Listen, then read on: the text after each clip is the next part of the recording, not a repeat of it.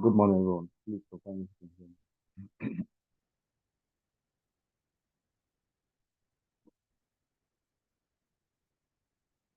Can everybody hear me?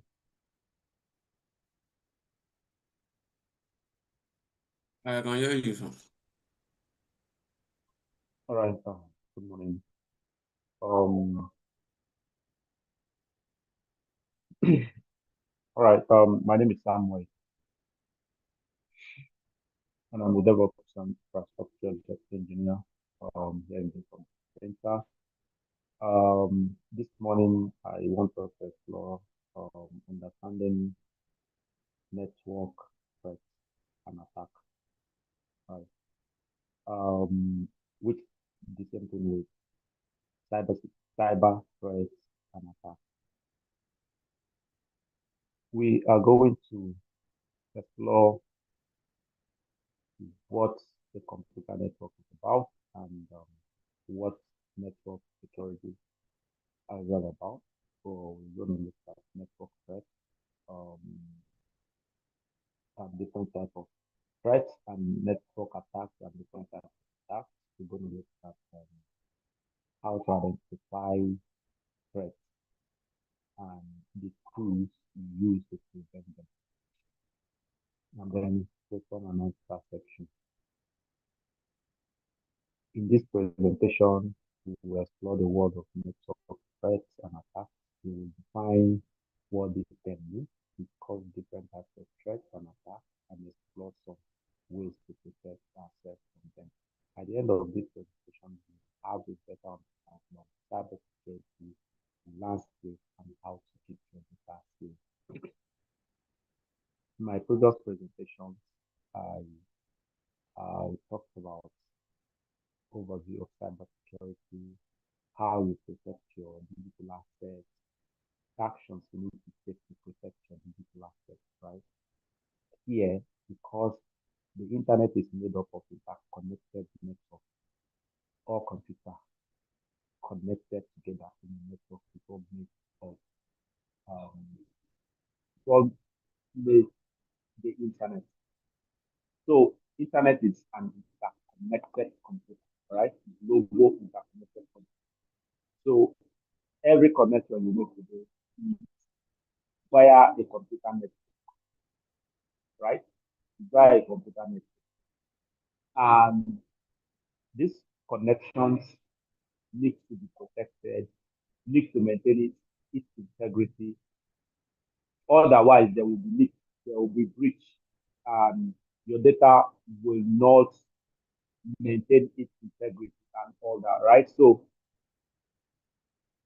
computer network is simply two or more computer linked together to share data, information, and stuff. Basically, you can look at computer network as using your phone Bluetooth to transfer a file to another phone close to you. You will establish a connection.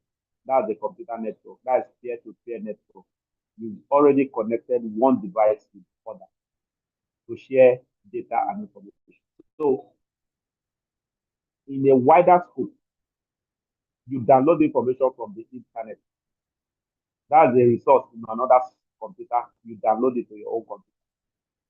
You may not know where the computer is located, right? It's via computer network. And it's usually like this, right? This is your switch. Switch distributes network across workstation or devices, right? Your switch can have a wireless access point. The wireless access point is like your wireless devices, right?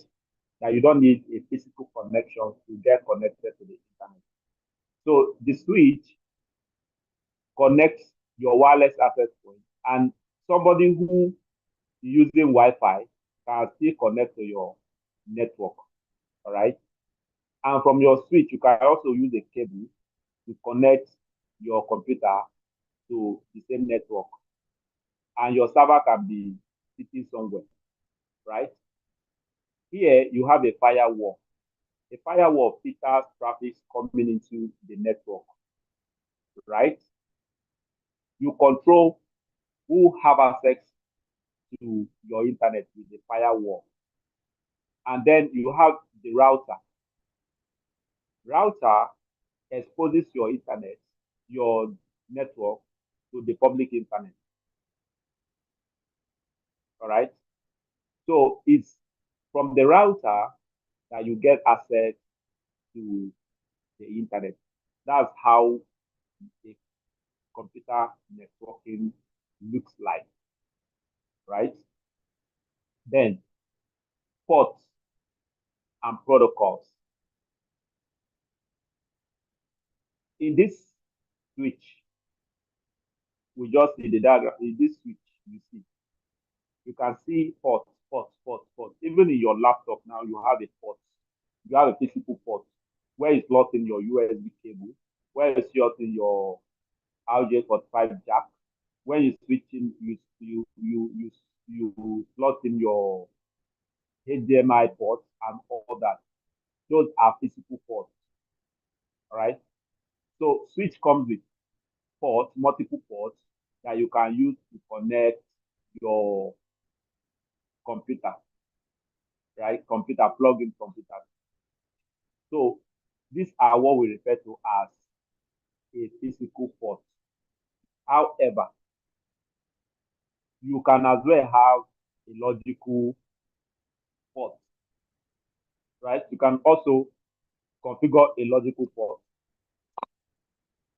where you don't have a physical port, but logically internal configuration, you configure a particular port to be exposed to a particular service and order, right? In this place, in this place, someone is actually connected to your internet without connecting to a physical port. You configure a logical port for them. So the physical ports are the ports from the router, switch, servers, and computer that you connect your wires, fiber optic cable, pipe cable, and all that to establish a connection.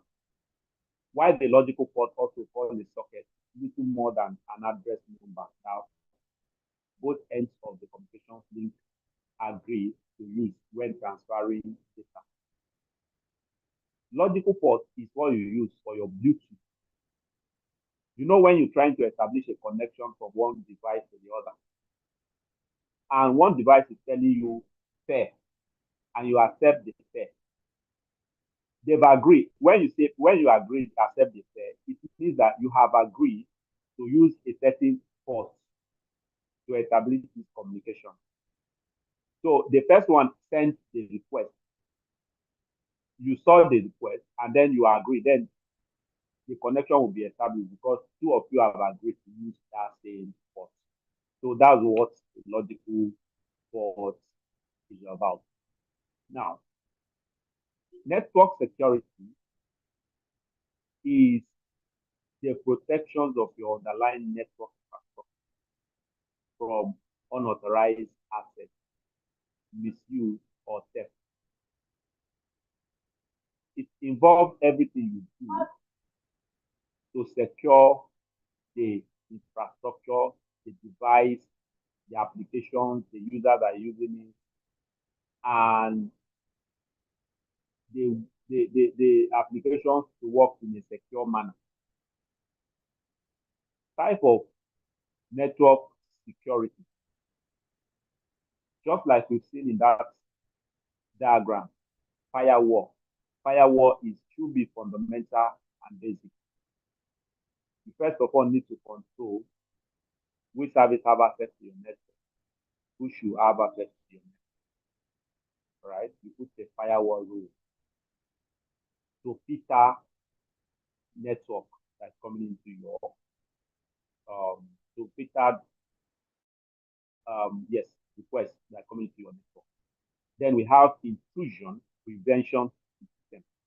Intrusion prevention system detect a pattern in a request, in a traffic, and prevent and take action. All right.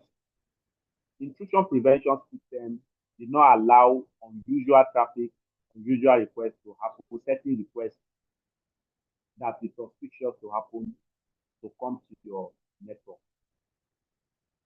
And then you have a VPN. A VPN is a virtual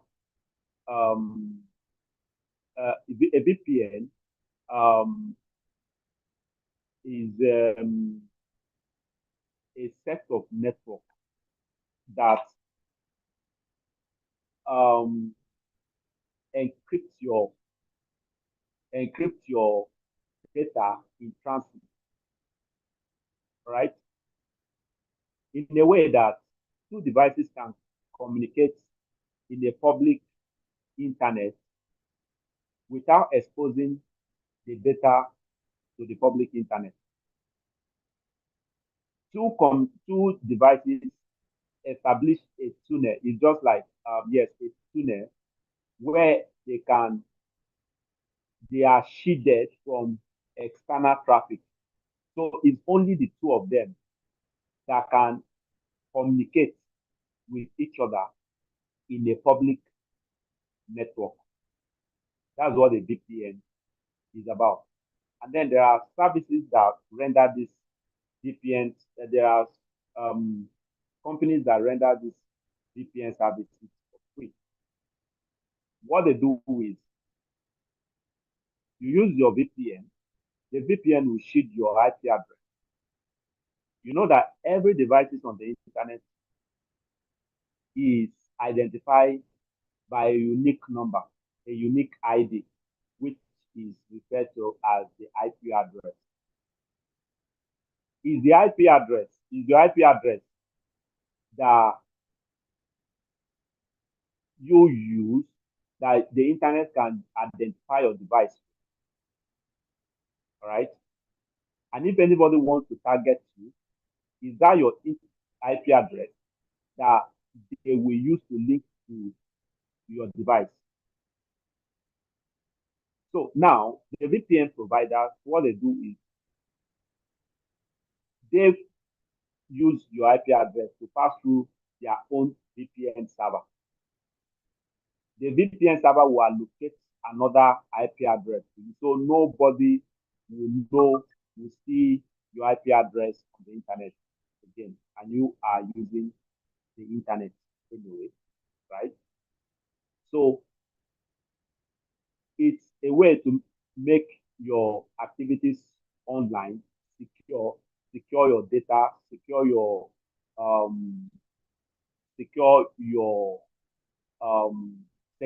online basically, right? And then access control system. Access control is where you have list of certain network you don't want to allow give access to the network. Then you have an access control list, right? The access control will help you filter certain or black. You can use it to blacklist this IP address. This IP address you now have access to this my network and all that. So access control will help you have a granular control over who have access to what and what in your network. So network security, you have your well, this is your network, this is the internet. Any traffic coming to the internet, you have a firewall, you hit a firewall, right? So when you're designing your internet, your router is here. Before a traffic even hits your router, firewall can even filter the traffic before it hits your router. And your router before it even hits your server. From your router before it hits your server, another firewall is also there to prevent certain traffic to get through, right? That is more like two-way access or two-way authentication. If I call that correct. All right. So that's where you have another way of stronger security for your network. Network threat is anything that can potentially harm a computer network. Threats can be intentional, such as cyber attack, or unintentional, such as a hardware failure. Threat can also be internal, such as disgruntled employee, or external, such as a hacker on the internet. So intentional threats are the threats that they intentionally want to attack your network. They intentionally want to disrupt your activity online or steal your data or as digital assets. The unintentional one is when your devices malfunction, fail, all right, and then it can lead to if your server breaks down and you don't have a backup, is a threat. You lose your data, you lose your digital assets, and also internal threat. Maybe you have access to sensitive information, sensitive credentials, and you don't like the way the organization treats you. And when you leave, because you know you have certain credentials and certain assets, because you are not happy, you now leave and initiate attack. All right, this is type of threat. Now we have so many of these threats. Yeah, we have so many of these threats, from spear phishing, man in the middle attack, denial of service attack, SQL injection, phishing, malware, zero-day exploit, advanced persistent threat, ransomware, and DNS attack. So many of them, right? And then attack itself. We've seen threats, and now is attack. A network, by the time the threat is activated or take action, all right, it becomes an attack. A network attack is a deliberate attempt to exploit a vulnerability in the computer network. Attacks can be aimed at stealing data, disrupting operations, or causing damage. Attackers can use a variety of methods to gain access to a network, such as social engineering, malware, and zero-day attacks. So by the time an attacker or a threat identify a vulnerability in the system and try to use that vulnerability to disrupt the operations, steal the information or data, or cause damage, an attack has occurred. So an attacker use different methods, depends on use cases. Sometimes they have to sit, analyze your system to see vulnerabilities they can exploit. So depends on whatever they get from their findings will determine the method they will use to attack you. These are types of cyber attack. Cross-site scripting. Cross-site scripting is when an attacker injects a script in your website header. Now, when a user is trying to browse your site, certain encryption, certain will be executed and the person perform whatever is doing in a different site, not knowing, or get routed out of the particular site to different sites to steal the user's information. The spyware use keyloggers to listen to your keyboard. So when you are typing your password, they know what you are typing.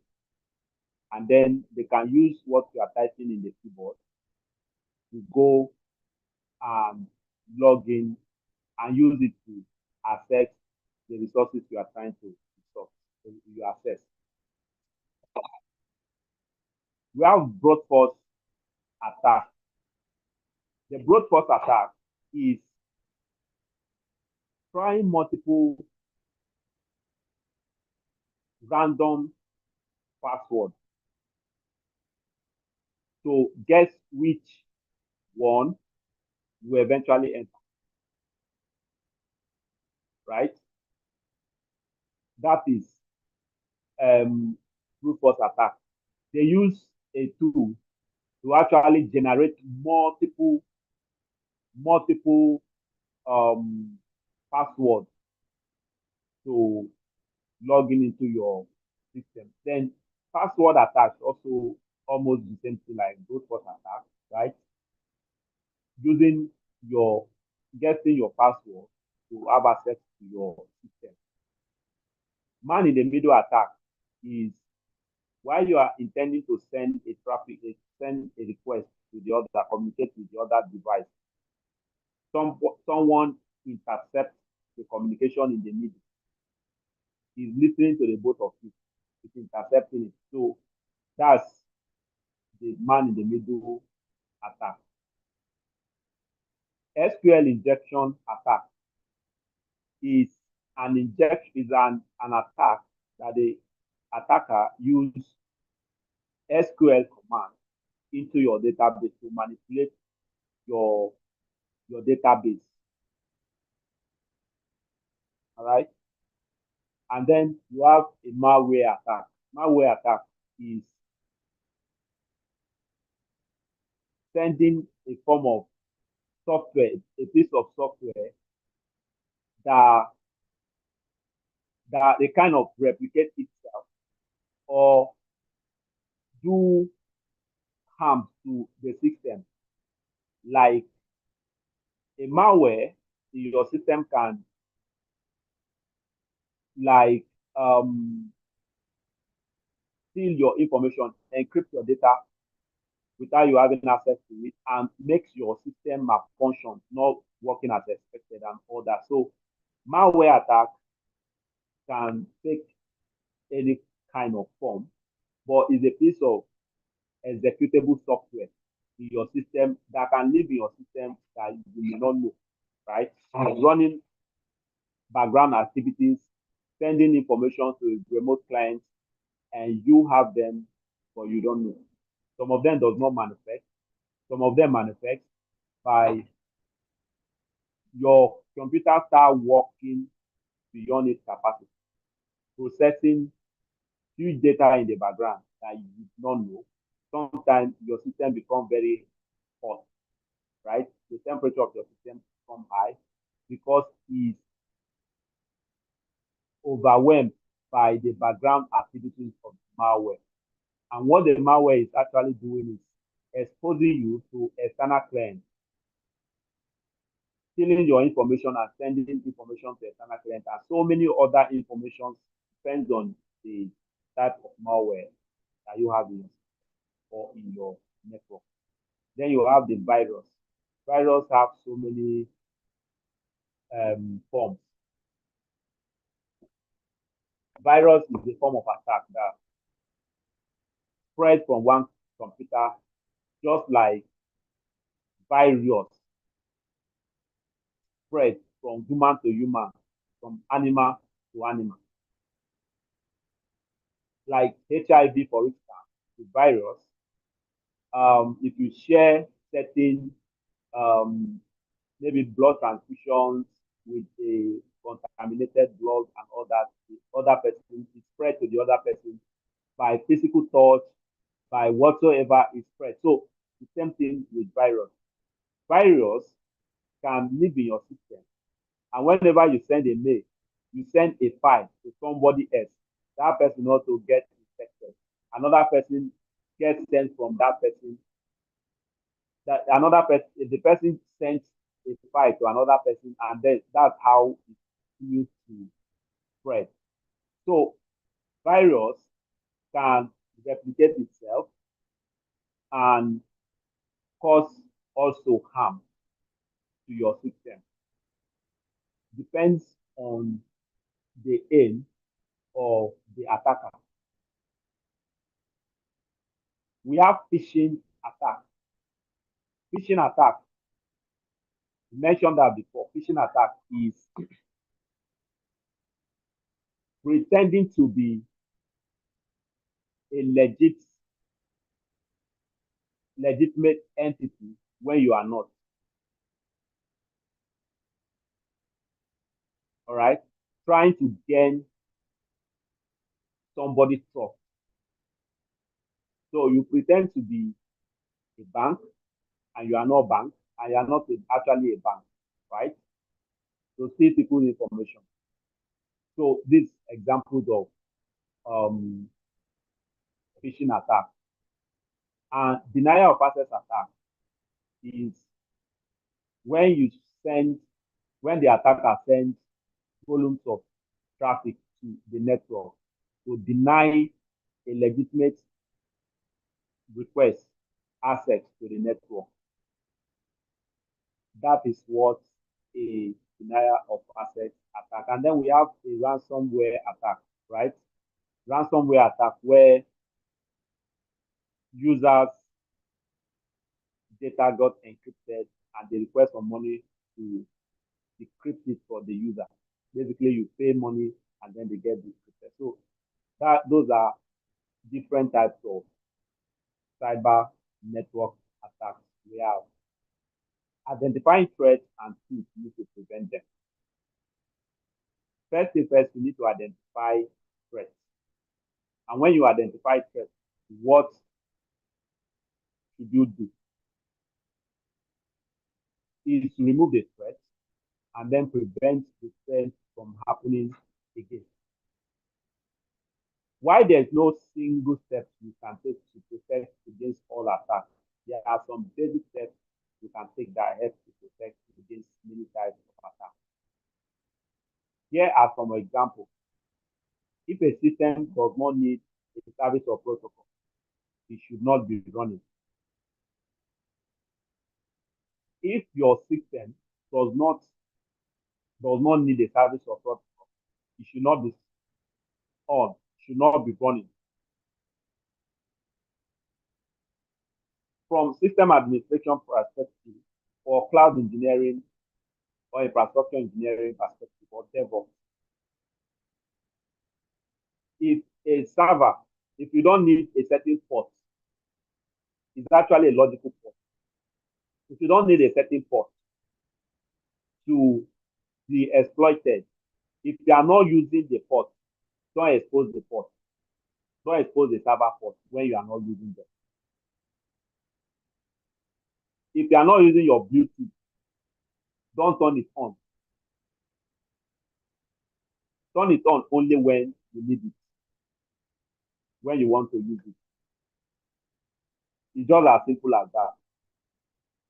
Any service in your laptop you know you are not using, don't run it until when you need it.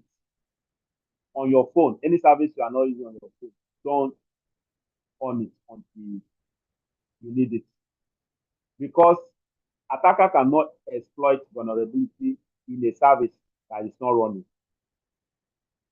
If their tool requires the Bluetooth to be on and your Bluetooth is not on, then they cannot exploit you. So firewall can prevent many different types of attacks. Oh, we are running out of time.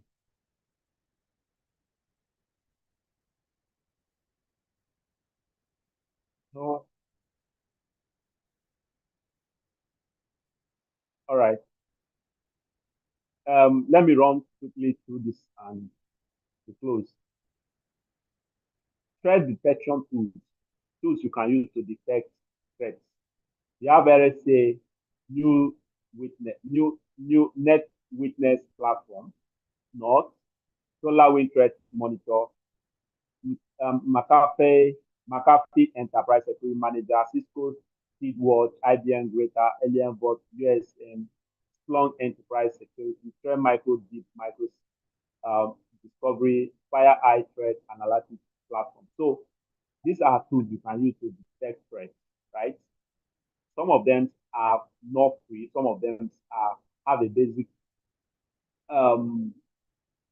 have a basic subscriptions that you can use for free, limited you can use for free, and some of them are paid for. So some of them are for enterprise users, and individuals can also use some. Protecting yourself from network threats and attacks. There are a number of things you can do to protect yourself from network threats and attacks. Use strong passwords and change them regularly. Be careful about the links you click on in an email and text message. Keep your software up to date, including your operating system, web browser, and security software. Use firewall to protect your computer from unauthorized access. Back up your data regularly. So,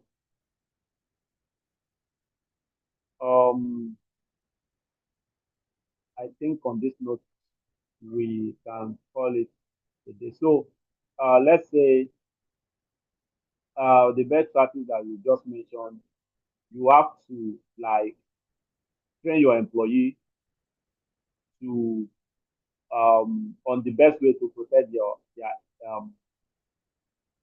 network, your organization network.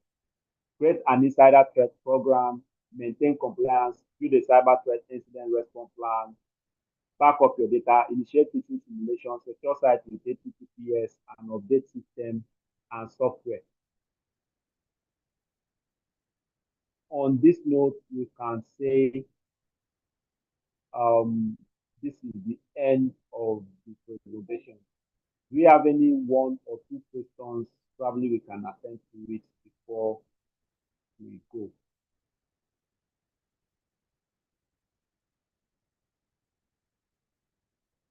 Thank you very much, Mr. Samuel. So really, I have questions, but then I think I would keep mine for a time where we have the opportunity to look at this again. So one of the questions, quick questions I'll ask now is that how do these attackers, right, decipher vulnerabilities? Okay, so there are tools to use. We have Port Scanner. Port Scanner that scan your server for an open port, right? So they have these tools they use to carry out this attack to get vulnerability in your system. So one of them is the Port Scanner.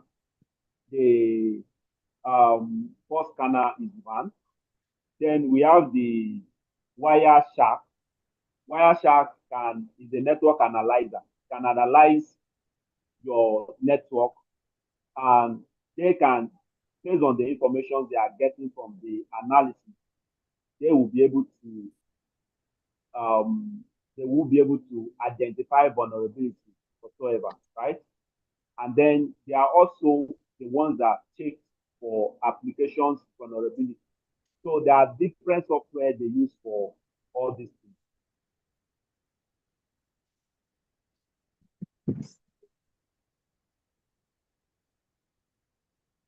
Oh, all right. Is that correct? Thank you so much. I think that will be so I think that will be basically everything from my end because of time. But then I have so many more. We'll talk about it later. Thank you so much. All right. So please, it's already 9:45. And I hope we will have learned one or two. Mr. Samuel's session is always very, very educative. So if you have questions, we would have to keep it for next time, and you have opportunity to ask questions next time.